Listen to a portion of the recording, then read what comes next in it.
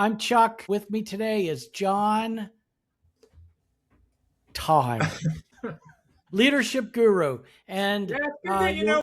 Well, you're here at you can see the difference. John's all bundled up because he's in Culpeper, Virginia, and I am wearing a t-shirt, and it's my Starry, Starry Night t-shirt. Actually, it's a Darth Vader Starry, Starry Night if you look closely.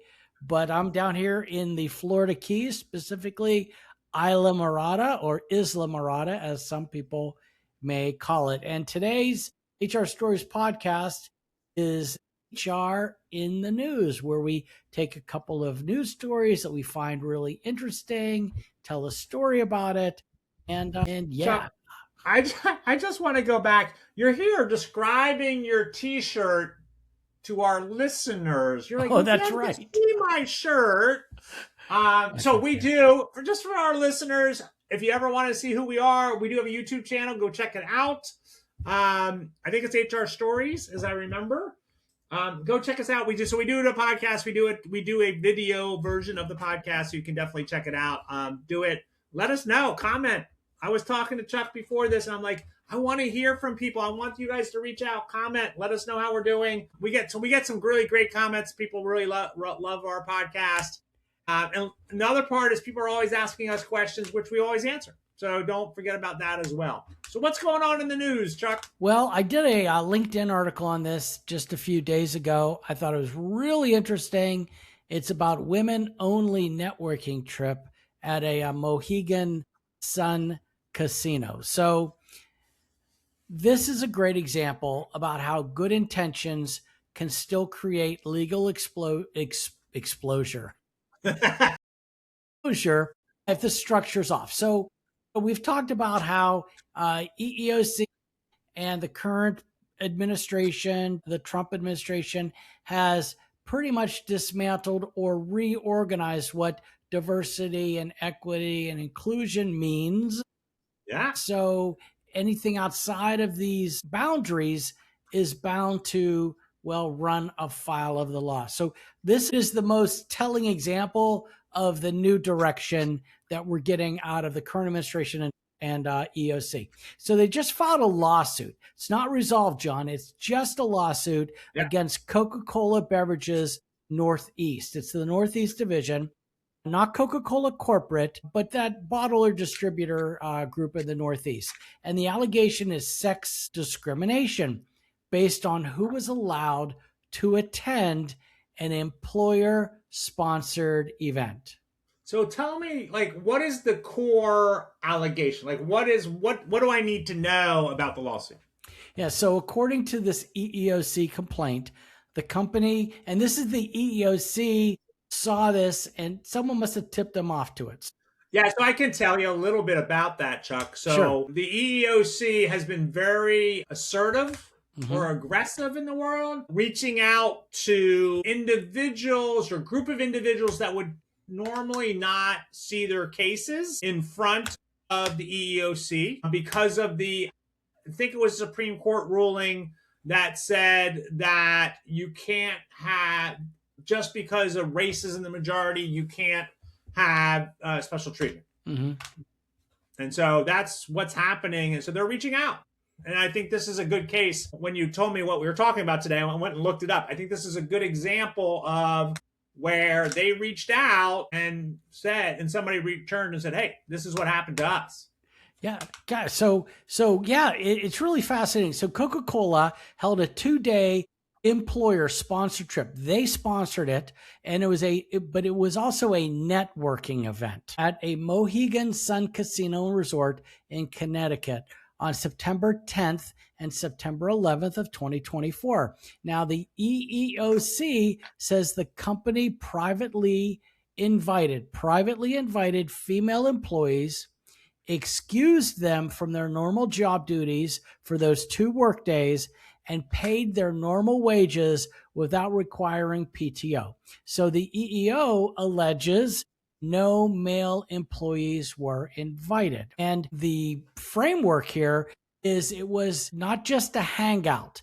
The complaint here describes a networking reception, team building exercises, recreational activities, and professional speakers, including Jennifer Mann, who is the president of Coca-Cola North American Operating Unit, plus executives from other companies discussing career paths. So the complaint also alleges the company covered hotel room charges and taxes for attendees staying overnight, provided other benefits like food and beverage, and apparently there were about 250 women at this networking event. Yeah, I mean, so you can see for those women, this is a great opportunity, right? Because so Northeast Coca-Cola, there's all these different bottling companies within that thing, right? So they're coming out from that area and they're meeting other women. They're talking about career paths. This is an opportunity to really help them in their careers, really benefit them to kind of take this. It's a great opportunity for them to take advantage of, to meet new people, figure out where they can go in the company, right? And do that. And so all of this is paid, right? So paid time, paid travel, professional development. The argument, it's a privilege, right? I love this phrase, and it comes up so many different times in so many different places when we're talking about HR and employment law. The privilege of employment, Chuck. The privilege of privilege. Yeah, exactly. So HR people sometimes hear women's forum and they think cultural initiative, but the EEOC is treating it like terms and conditions of employment,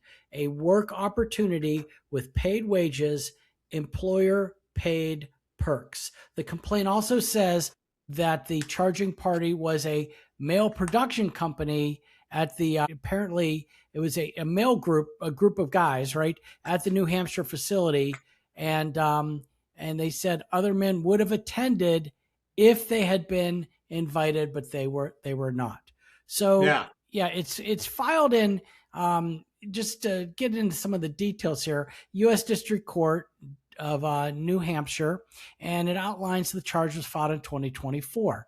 And EEOC issued a reasonable cause determination on January 13th, 2025. And they tried this conciliation, which, as you and I have talked about several times, and we even cover this in our book, The Ultimate Guide to HR Checklist. We talk about what to do if the EEOC comes a knocking, right? And so the first thing they're going to do is they're going to say, hey, let's talk.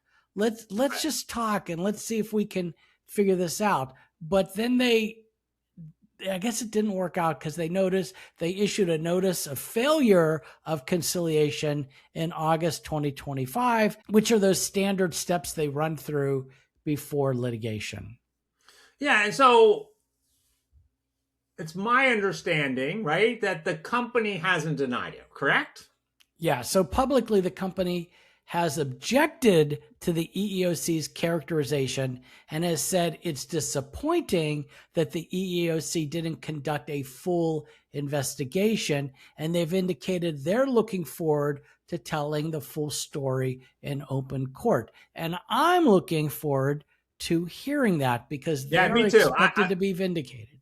Yeah, so I'm really fascinated. I really want to follow this because I want to see, because from the outside, right, the information you've given us and what we've listened to and what's on the news, it seems very like, yeah, that's straightforward discrimination.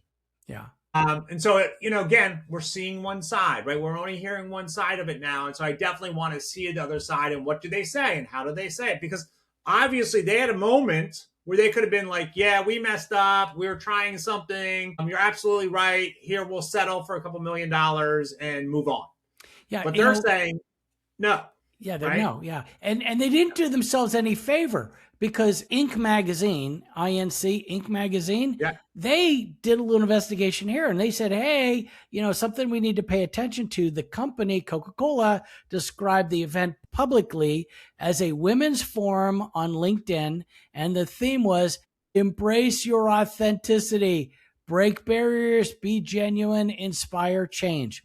And that kind of public branding is probably going to become Exhibit A when the complaint hits. And it does describe a single-sex employer-sponsored event. Prior to this, 5 years ago, this would have been fine. And I know I'm married to someone that has attended There's an event called Women in the Channel, and it's for women that do channel marketing. Don't ask me what the heck that is, but I don't think it has to do anything with waters or boats. Oh Okay. yeah, I get it. All right. But it is Yeah. in New York, and it is between Thanksgiving and Christmas. And hello, ladies, let's go to New York, right? They love it. But it's women, it's women only, and you have to be invited. Now, I don't know how that's going to work out coming around this next year with this in place. But it's not a company sponsored event, meaning, right? I mean, meaning that it's obviously there's sponsors and all that kind of stuff, but it's another company pulling these people together from many different companies. Yes, but the company has to nominate 10 people to go. They buy a table, 10 seats, 10 women. So they only nominate women to attend.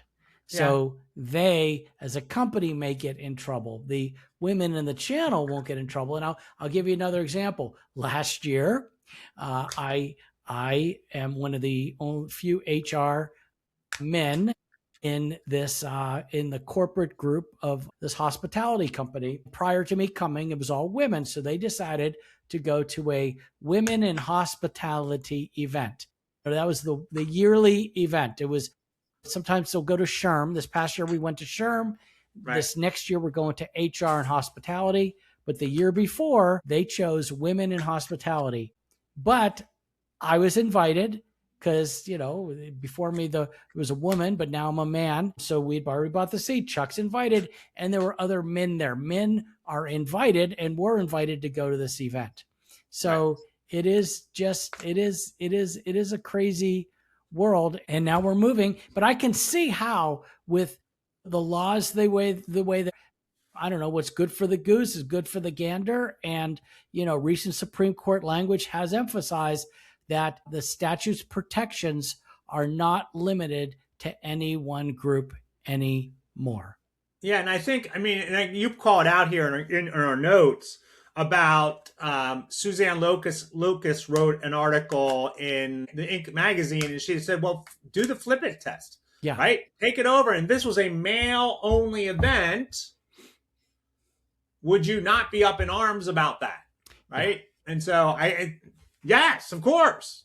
So what's the lesson, Chuck? All right. So the lesson is when an event crosses the line into an employment benefits, paid time away from duties, travel, hotel speakers, career development, HR needs to treat access as seriously as you treat access to training, overtime opportunities, promotions. And so if participation is limited to by a protected category, you're inviting a Title VII problem.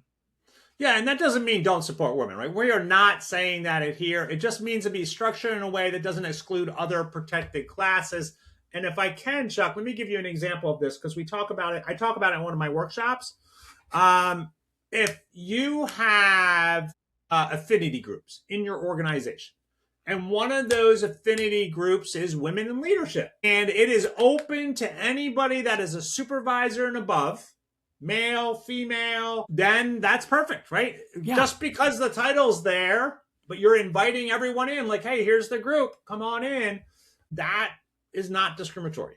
No. And in fact, that plays into some of my points here as we wrap up. Sorry. Yeah. No. That plays into it. So, you know, you're absolutely right. Number one, some safer approaches, make the event, like you said, open to everyone. My wife I work for a company called Symantec. They had the Symantec Women Action Network, the Swans. Nice. They were the Swans, but men were invited to attend a Swan meeting. If you support women, attend the Swan meeting. Many never did, but that's what they did, right? You know, so neutral eligibility criteria for development opportunities, you know, if it is called an ERG, employee resource groups, right? Yeah. Be careful about when you're approaching paid travel and perks. You know, look, if you want a woman-centered community, build it into the program design, maybe breakouts. So it's a big conference, but we're going to break out and we're going to talk about women's career paths and breaking the glass ceiling. And you know what? There's men at this event, and men can attend that breakout session too. What not to do, I don't need to keep belaboring this, but don't make it women only. Don't create an exclusive perk for one protected group. Don't assume good intent will overcome unequal access. It won't. It won't in the way the laws are currently being interpreted and framed up now. It will not. And don't forget those paper trails, your emails, your flyers, your LinkedIn posts, they become the record. So anyways, like I said, I've seen it in hospitality. I've seen it in leadership retreats. And again, why wasn't I allowed to go? If the answer is because of sex, even with positive intent, you're in the danger zone. Yeah, and I think that's good. And again, HR role is to keep the mission, but change the structure so it can survive complaints, audits, and courts, right? And I think it's just kind of sit in your office and say, if one of my employees comes to me and says, well, why wasn't I invited? And as you said, Chuck, right? And if the reason is, well, because of your gender, that's going to be a problem. But if it's because of your role or your performance, that's different, right? And so you can kind of structure these things to help people get ahead, right? Yeah. So, folks, you've been listening to the HR Stories podcast, where there's a lesson in every story. Make sure you check out our book, The Ultimate Guide to HR Checklist Edition. It is available on Amazon. Just search Ultimate Guide to HR. You will find it, or go to ultimateguidetohr.com. Check us out on our Facebook page, HR Team of One. Check us out on our YouTube page. We're on TikTok. We're on Instagram. We are on Twitter. We are all over the HR Stories, the team at HR Stories.